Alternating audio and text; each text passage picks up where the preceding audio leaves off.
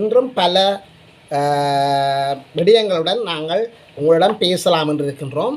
பல்வேறு இலங்கை சம்பந்தமாக பல்வேறு விடயங்கள் சம்பந்தமாக நமக்கு தகவல்கள் கிடைத்திருக்கின்றது. எனவே அந்த தகவல்களை உங்களுடன் பரிமாறலாம் என்று நினைத்துக் கொள்கின்றோம். அதாவது மனிதம் மரத்து போன தமிழ் பகுதிகளில் மனிதம் மரத்து போய்விட்டது. மனித நேயம் என்பது இல்லாமல் போய்விட்டது. உயிருக்கு போராடி கொண்டிருக்கின்ற ஒரு சிறுமியை காப்பாற்றாமல் வீடியோக்கள் எடுத்து அதை பார்த்து ரசிக்கின்ற கூட்டம் தற்போது அதிகரித்து வருகின்றது. ஒரு உயிருக்கு போராடி கொண்டிருக்கின்ற ஒரு சிறுமிக்கு அந்த சிறுமியை மீட்டு முதலுதவி செய்கிறதுக்கு எங்களுடைய சமூகத்துக்கு மனநிலை வரவில்லை. இது பூநகரியில் நடந்த ஒரு மிகப்பெரிய ஒரு மனிதநேயம், அதாவது மனிதநேயம் மரத்த சம்பவம் ஒன்று அகப்பாக்கப்படுகின்றது. இந்த சம்பவம் பற்றி தெரிவதாவது, யாழ்ப்பாணத்திலிருந்து பூநகரிக்கு 4 பயணித்த மோட்டார் சைக்கிளில் ஒரு சிறுமி பயணித்திருக்கின்றார். ஒரு 5 வயது சிறுமி பயணித்திருக்கின்றார். அந்த சிறுமியை ஏற்றி கொண்டு சென்ற மோட்டார் சைக்கிள் பூநகரி சங்குப்புட்டி பாலத்தில் வேக கட்டுப்பாட்டை இழந்து பெரிய ஒரு போஸ்டுடன், அதாவது மின்சார தூணுடன் மோதுண்டு அந்த சிறுமி படுகாயமடைந்து உயிருக்கு போராடி கொண்டிருக்கின்றார். அப்பொழுது அங்கே பெருமளவு மக்கள் திரண்டிருக்கிறார்கள். அந்த மக்கள் நினைத்திருந்தால் அந்த பிள்ளையை காப்பாற்றியிருக்கலாம். ஆனால் அவர்கள் காப்பாற்றவில்லை. அவர்கள் தங்களுடைய தொலைபேசிகளை எடுத்து படம் எடுப்பதில் அந்த பிள்ளை உயிருக்கு போராடி கொண்டிருக்கின்ற அந்த காட்சிகளை படம் எடுப்பதில் தான் எங்களுடைய மக்கள் கரிசனை காட்டியிருக்கின்றார்கள். அந்த இடத்திற்கு நோயாளி வண்டியை அழைத்திருந்தால் 40 நிமிடத்துக்குள் வந்திருக்கும். ஆனால் அந்த இளைஞர்கள் அதில் நின்ற 20க்கும் மேற்பட்ட மக்கள் நினைத்திருந்தால் அந்த சிறுமியை காப்பாற்றியிருக்கலாம். அவர்கள் காப்பாற்றுவதற்கான அவர்களுடைய அந்த மனநிலை இடம் கொடுக்கவில்லை. எமது தமிழர் தாயகத்தில் இந்த நிலைமை தற்போது அதிகரித்து வருகின்றது. எனவே இந்த மனிதம் என்பது மரத்து போய்விட்ட ஒரு சமூகத்தை நாங்கள் பார்க்கக்கூடிய நிலை உண்மையிலே எமக்கு மிகுந்த கவலை அளிக்கின்றது. 5 வயது சிறுமி ஒருவர் இரத்த வெள்ளத்தில் போராடி கொண்டிருக்கின்றார். உயிருக்கு போராடி கொண்டிருக்கின்ற நேரத்தில் இப்படியான சம்பவங்கள் எமது தாயகத்தில் நடக்கின்றது. அண்மையில் கூட ஒரு கிளிநொச்சி போலீசார் ஒருவர் சரியாக விமர்சித்திருக்கின்றார். ஏனென்று சொன்னால், போலீசார் வரும் மட்டும் விபத்து நடந்த இடங்களில் மக்களை அல்லது காயப்பட்டவர்களை பார்க்காது அதற்கு முன்னமே விரைந்து சென்று காப்பாற்ற முற்படுங்கள் என்று சொல்லி ஒரு கருத்தை முன்வைத்திருக்கின்றார்.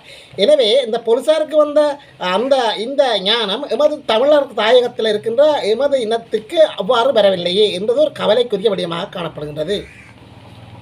அதன் பின்னர் ஒரு இளைஞர் என்ன செய்திருக்கின்றார் என்றால், அந்த பிள்ளையை காப்பாற்றி தன்னுடைய மோட்டார் சைக்கிளை ஏற்றி பாரதுக்கு முயற்சி செய்திருக்கின்றார். ஆனால் அந்த பகுதியில் துரசித்தவரமாக யாழ்ப்பாண மருத்துவமனை அதிகாரி சத்தியமூர்த்தி அவர்கள் தன்னுடைய காரில் வந்திருக்கின்றார். அவர் உண்மையில் அந்த பிள்ளையை தூக்கி முதலுதவி செய்து தன்னுடைய காரில் விரைந்து சாவகச்சேரி மருத்துவமனைக்கு கொண்டு வந்திருக்கின்றார்.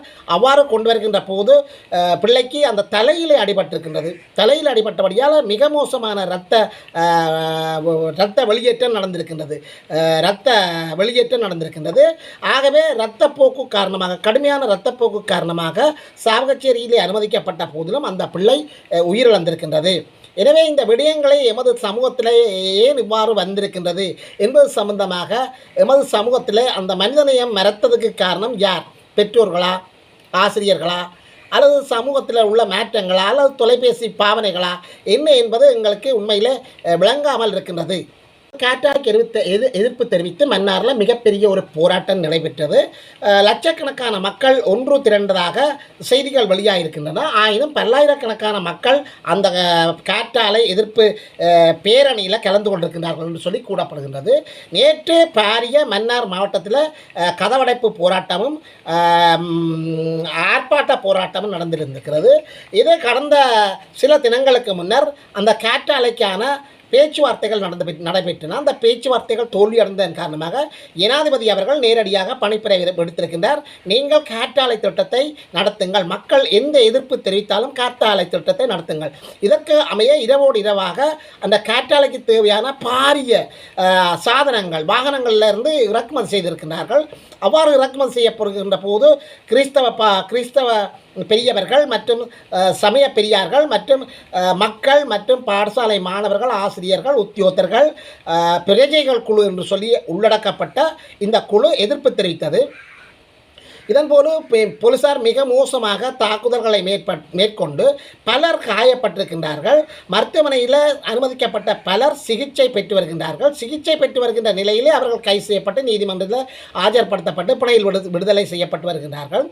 இந்த சூழலில் இந்த விடயத்துக்கு எதிர்ப்பு தெரிவித்து, அதாவது ஜனாதிபதியினுடைய அனுமதியின் பேரில் மக்களுடைய விருப்பத்துக்கு எதிராக மன்னாரில் காற்றாலை திட்டத்தை உருவாக்குவதற்கு எதிர்ப்பு தெரிவித்து மிகப்பெரிய போராட்டம், மிகப்பெரிய ஒரு பேரணியாக மன்னார் மாவட்டத்தில் மேற்கொண்டிருக்கின்றார்கள்.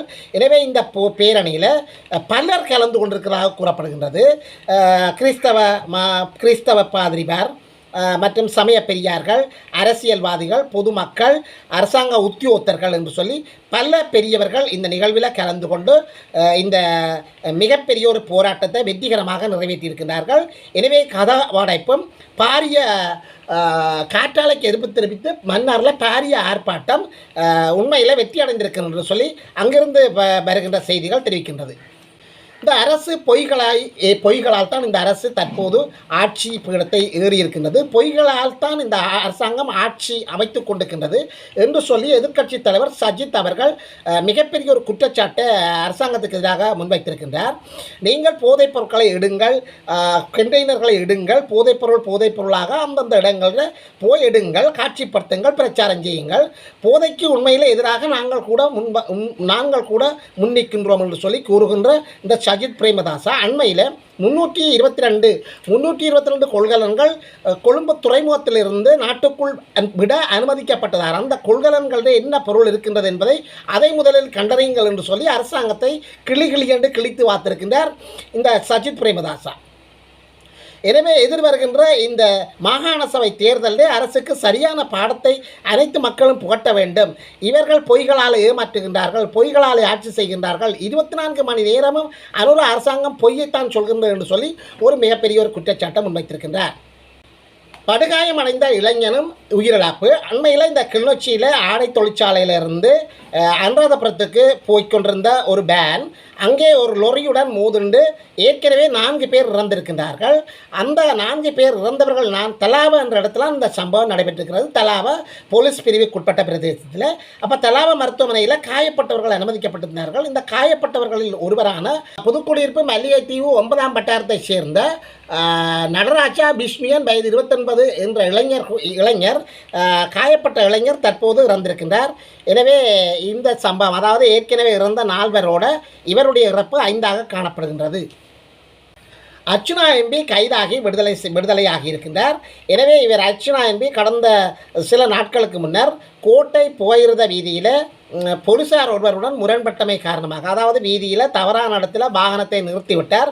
அப்பொழுது போலீசார் கேட்டிருக்கின்றார்கள். போலீசாருடன் தகாத வார்த்தை பிரயோகங்களை மேற்கொண்டிருக்கின்றார் என்று சொல்லி போலீசார் தன்னுடைய கடமைக்கு இடையூறு விளைவித்ததாக கோட்டை போலீஸ் நிலையத்தில் இவரை விளக்கம் அளிக்க வருமாறு அழைப்பு ஏற்படுத்தி அவ்வாறு விளக்கம் அளித்ததன் பின்னர் அர்ச்சுனா எம்பி கைது செய்யப்பட்டு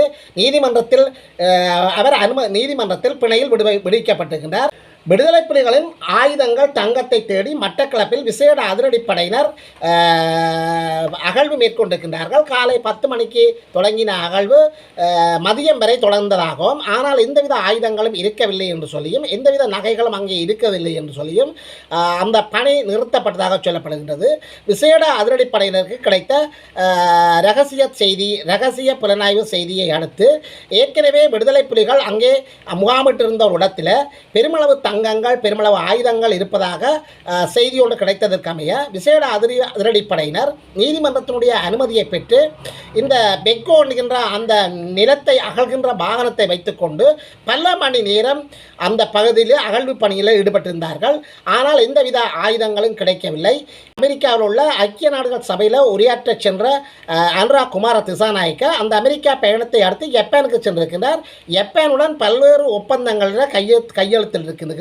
இவர்களுடைய அந்த அந்த அந்த ஜப்பான் பிரதமரை சந்தித்து கலந்துரையாடி இருக்கின்றார்.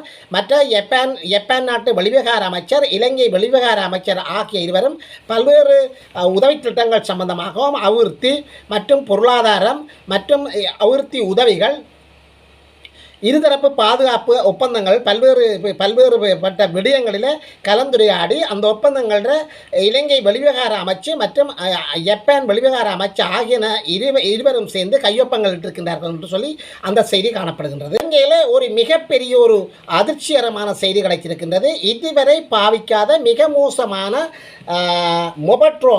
மொபட்ரோன் என்கின்ற ஒரு போதைப்பொருள். இந்த போதைப்பொருள் மிக மோசமான அழிவுகளை ஏற்படுத்தும். இது குடித்தால் இவற்றை நுகர்ந்தால் அழிவு நிச்சயம். அதாவது சில மாதங்களிலேயோ சில வருடங்களிலேயோ அழிவு நிச்சயம் என்ற ஒரு தோற்றப்பாட்டை ஏற்படுத்துகின்ற மிக மோசமான அழிவு, மிக அபாயகரமான நச்சுப் பொருளை கொண்ட ஒரு போதைப் பொருளை கண்டுபிடித்திருக்கின்றார்கள். அண்மையில் வெலிகம என்ற பிரதேசத்தில் ரஷ்ய நாட்டவர் ஒருவருடைய உதவியுடன் இயங்கி வந்த ஒரு தொழிற்சாலை ஒன்று கைப்பற்றப்பட்டிருக்கின்றது. இந்த கைப்பற்றப்பட்ட நாட்டில் மெல்டோ நாட்டை சேர்ந்த ஒரு 22 வயது இளைஞர் கைது செய்யப்பட்டிருக்கின்றார். எனவே இந்த பகுதியில் இவர்கள் மீட்ட அந்த போதைப் பொருட்கள் 10 கிலோ போதைப் பொருட்கள் என்று சொல்லப்படுகின்றது. இந்த போதைப் பொருட்கள் சம்பந்தமான அறிவுகள் இலங்கை அரசாங்கத்திடம் இருக்கவில்லை. எனவே இவைகளை பகுப்பாய்வுக்குட்படுத்தி ஐஸ் போதைப் பொருளா அல்லது வேறு ஏதும் பொருளா என்று சொல்லி ஆய்வு செய்யப்பட்டிருந்த போதுதான் இது மெபட்ரோன் என்று சொல்கின்ற ஒரு போதைப் பொருள் என்று சொல்லி இந்த ரசாயன பகுப்பாய்வுகளின் போது கண்டுபிடிக்கப்பட்டிருக்கின்றது. எனவே இன்னும் என்னென்ன வகையான மனிதர்களை கொலை செய்கின்ற, இலங்கையை அழிக்கின்ற போதைப் பொருட்கள் இலங்கையில் இருக்கின்றது என்பது உண்மையிலே கேள்விக்குறியாக இருக்கின்றது. இவற்றை கொண்டு வந்தவர்கள் யார், இவற்றை ஏன் கொண்டு வந்தார்கள் என்பதை அரசாங்கம் உண்மையிலே அடிமட்டும் இவற்றை ஆய்வு செய்து உரியவர்களை கைது செய்யப்பட வேண்டும் என்பது எல்லோருடைய விருப்பமாக காணப்படுகின்றது. பொருள் ஒன்று வெடித்திருக்கின்றது. அதாவது கிளிநொச்சி தட்டுவான்கொட்டி என்ற பிரதேசத்தில் ஒரு வெடிபொருள் ஒன்று வெடித்திருக்கின்றது. ஆள்கள் அற்ற இடத்துல இருந்த ஒரு வீடொன்றில் காணப்பட்ட செல்லில் வெடித்ததாக கூறப்படுகின்றது. இந்த செல்லில் காயமடைந்த இருவர் ஆதார மருத்துவமனையில் சாவகச்சேரி ஆதார மருத்துவமனையில் சேர்க்கப்பட்டிருக்கின்றார்கள். இது எவ்வாறு நடந்தது என்று சொல்லி நாங்கள் பார்க்கின்ற போது கிளிநொச்சியில் இருக்கின்ற தட்டுவான்கொட்டி என்ற பகுதியில் ஆள்களற்ற ஒரு வீட்டில் ஒரு செல் இருந்து அதை ஆய்வு செய்திருக்கின்றார்கள். 44 மற்றும் 22 வயதுடைய 2 பேர் இவ்வாறு ஆய்வு செய்திருக்கின்றார்கள். அவர்கள் ஏதோ ஒரு காரணத்துக்காக அந்த செல் வெடித்திருக்கின்றது. எனவே வெடித்தவர்கள் மிக மோசமான காயங்களுடன் மருத்துவமனையில் சேர்க்கப்பட்டிருக்கின்றார்கள். இவர்கள் சம்பந்தமான விசாரணைகள் மேற்கொள்ளப்பட்டு வருகின்றது. மேற்கொள்ளப்பட்டிருக்கின்ற விசாரணைகள் தான் இவர்கள் இந்த செல்லுடன் என்ன வகையான வேலையை செய்தார்கள் என்பது புலனாக கூடியதாக இருக்கும். மன்னார் காற்றாலை திட்டம் சம்பந்தமாக நாமல் எம்பி அவர்கள் தன்னுடைய எக்ஸ் தளத்தில் ஒரு கருத்தை வெளியிட்டிருக்கின்றார். அந்த காற்றாலை சம்பந்தமாக மக்களுடன் ஒரு புரிந்துணர்வை ஏற்படுத்தி மக்களுக்கு உரிய விளக்கங்களை கொடுத்து அந்த காற்றாலை திட்டத்தை நடைமுறைப்படுத்துவதிலே என்ன பிரச்சனை என்று சொல்லி ஒரு கேள்வி எழுப்பியிருக்கின்றார். எனவே மக்களுக்கு உரிய விளக்கங்களை கொடுத்து அந்த காற்றாலை திட்டத்தை அமைப்பது சாலச்சிறந்தது என்ற கருத்துப்பட நாமல் எம்பி இந்த கருத்தை வலியுறுத்தியிருக்கின்றார். இது போன்ற இன்னொரு செய்தியில் மீண்டும் உங்களை சந்திப்பேன் என்று கூறி உங்களிடமிருந்து விடைபெற்றுக் கொள்கின்றேன். நன்றி.